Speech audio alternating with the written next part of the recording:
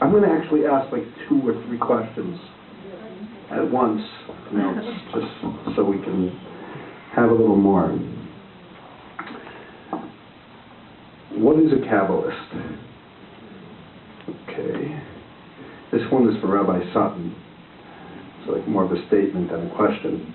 Are you putting too much emphasis on the concept of a clock, the idea of a millennium or millennial occurring soon with the Mashiach? I don't know what the connection is between those 2 questions. What is the relationship of Lurianic Kabbalah and Halacha? They're all good questions. Do you believe in Kabbalah reading to explain one's personality? We're just going through all the questions. That way at least we asked your question. We may not answer it, but we're asking it. Can you explain the concept of duality? Is what is wrong worse than what is good? I don't really understand that, but... Can you explain all the tensions in the Torah between brothers, i.e. Cain and Abel? Cain versus Abel, Jacob and Esau, Joseph and his brothers. Why? These are some good questions. This one I can't understand, sorry. What is the purpose of Hashem Malach in Psalms and Kabbalah Shabbat? What is the top 10 most loving moments you've had? Yeah, we can't really talk about that here.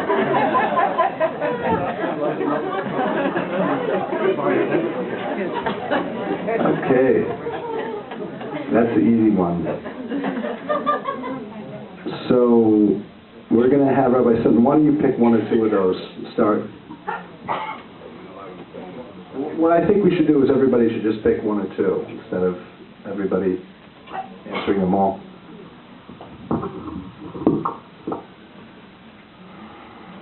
Hashem Malach is Psalms 95, 96, 97, 98 are part of the Kabbalah Shabbat. And the simple answer is, as the Meiri and the Ibn Ezra both say, Hashem Malach, which literally seems to mean Hashem reigned, is really, it is that, but it's really, first, I translated Hashem will reign. Hashem's reign will finally be revealed. When Shabbat finally comes, the great Shabbat of the cosmic clock that I overemphasized that we are holding before the great Shabbat, when that great Shabbat comes, and we do that every week because we yearn for it, we'll realize that God has reigned forever anyway. Hashem Malach means Hashem has always reigned. But really, the explanation is that a prophet is catapulted out of space and time, above time, and sees all of time from the point of view of eternity. Then he comes back and he says, I saw it all. Really, Hashem has already reigned. What he means is that it will be revealed in the future that Hashem has already reigned. But so it's playing with our sense of time. Prophecy catapults us up to the future or to the above time in order for us to get an idea of where it's all going, so he can come back and tell us, like, we're in the middle, like, where are we going? What's going on here? He says, don't worry, Hashem Malach. I saw it. In the end, it'll all be revealed. V'haita l'Adonai ha'melucha, which means haita, it will be revealed in the end that it was always true. It's a verb form. So that's why the Meiri says that Hashem Malach means Hashem will reign, but really it means Hashem has already reigned. What is a Kabbalist? I was privileged 12 years ago to meet Rav Darzi, Rav Shmuel Darzi, who I've dedicated all my books to. So I was really meeting a man who was in his 80s. Actually, he passed away 2 years ago at the age of 84, so it means I met him when he was 72. He was just a doll. I met him, I had read about Rabbi Yehuda Fataya. Rabbi Yehuda Fataya was a clairvoyant student of the Ben Ish Chai, whose souls came to him, and he did soul fixing. And then I heard that Rav Darzi had sat on his lap, and his father was a colleague of Rabbi Yehuda Fataya of Baghdad. Rav Darzi had been born in Baghdad. He came to Jerusalem. I had heard about him, and I went to him and I said, listen, I really know I did tshuva, and I don't know, but things are not going right. Like 27 years ago, at the time when I met him, maybe I didn't do what I need to do. Like there's Breslov tshuva, Chabad tshuva, but there's Kabbalistic tshuva, and like maybe I didn't do it. So he said, what did you do? Well, I just sat there. He said, did you? And I said, yeah. And did you? I said, yeah. 4 things, 4 bullseyes. 4 bullseyes. Yeah. He said, you came to the right place. And so, he put me through some fasts. I mean, it's a thing with money. You have to pay. I was 900 fasts for one of the things I had done. I couldn't do 5. Obviously, you pay 900 meals, and you do 2 fasts, and you wear sackcloth, and you read a bunch of stuff, and he chefed a chicken, and he put iron around my ankles, all kinds of things that have sources. He lit candles for me. I read. I did. I went into it. I loved him. He took money from me. Over the next 3 years, he gave me back in little increments all the money that I'd given to him, and that really sold me. This was really a master. He really was a tradition. He was coming in the tradition of the Ben Ish Chai, embodying the Kabbalah of the Ari. And therefore, if anybody ever calls me a Kabbalist, I say, I knew one. So don't, I'm just somebody who learned a little bit here and there. But I was under the wings. When I asked him my deepest questions, he would look at me and smile. I said, Rabbi, will you please tell me? He'd look at me and smile. And then I'd notice that he would look at me the next day and the next day, and I was getting so much from his eyes.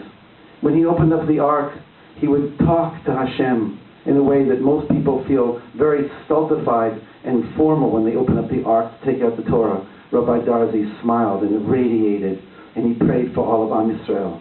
He prayed. We went to the Kivrei Tzadikim. I never knew what it was to go to the grave of a tzaddik. What do you do when you're there?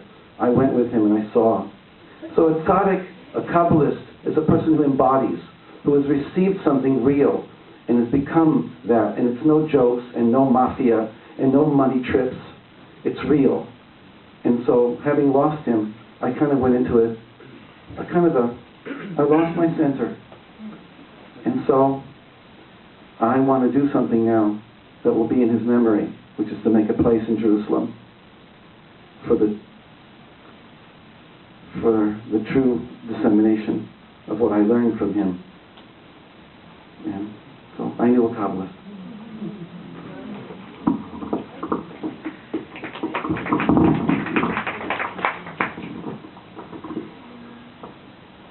I don't know how to follow your description of Rav Darzi, which obviously, as Rav Avraham explained, is part of a huge tradition of the Ben Ish Chai and Rav Yehuda Ptaya, and anyone who's been zocher to read the books of either of those might come to an understanding of what a Kabbalist is. A Kabbalist is someone who is capable of being in such close proximity to divine influx that they are open to the possibility of God being revealed at any moment, in big and in small. And it is to realize that every single thing that happens in the world, past, present and future, has a purpose that builds towards the reconciliation of the world and the concept of Achdut, and to realize that every human being has the utmost responsibility to contribute to that reconciliation, that everything was created for a purpose, but that human beings share the phenomenal responsibility and privilege of being the truest conduit, because we share with God the ability to create that very universe. And to be open to that realization, so when you look at someone, you're not just looking at a person, you're looking at the absolute potentiality of their soul. These are levels that we strive to aspire to, but that are achieved by few. And Barbara was sharing with us his teacher. Now, it's not the only teacher that you have, because Rabbi Kaplan Tatzal was someone obviously who was kadosh at that level, and I know that I had my teachers, and to be a Kabbalist, you can't be a Kabbalist and avoid. That's one of the things that Kabbalistic literature teaches you. It's very difficult to achieve those levels without a teacher.